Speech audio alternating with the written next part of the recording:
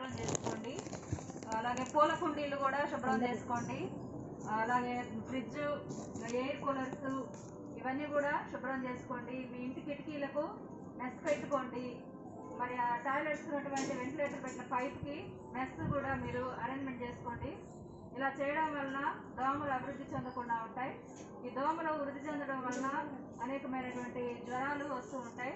Malaria, dengue, chicken గున్యా మరి ఇలాంటి జ్వరాలు రావడం వలన చాలా బలహీనపడే మరి అనారోగ్య పాలయ్యే పరిస్థితి ఉంది. కాబట్టి కనుక అందరూ కూడా గమనించండి ఈ విషయం.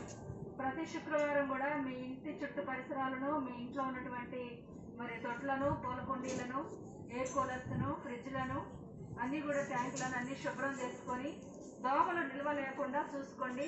అలాగే పాత టైర్లు కానీ ఇంకా రోడ్లు కానీ ఇలాంటివి ఏమైనా కానీ ఉంటే అవన్నీ కూడా శుభ్రం చేసుకొని ఎండబెట్టేసి దోమలు రాకుండా వాటిని నివారించగలగాలి. మనము మన ప్రయత్నము చేస్తూ ఉంటే చాలా వరకు కూడా దోమల బారి నుండి మనము కాపాడబడతాము. కనుక దీనికి మనం చేయవలసినటువంటి పరిశుభ్రమైనటువంటి కార్యకలాపాలే తప్ప దాన్ని మనం ఏం చేయలేం.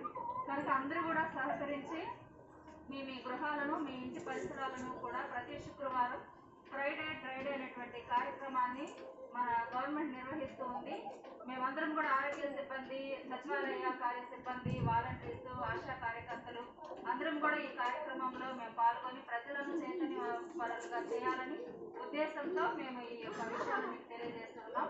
మీరు పాటించి మాతో కూడా సహకరించి ఈ యొక్క కార్యక్రమంలో పాల్గొనాలని కోరుచున్నాము.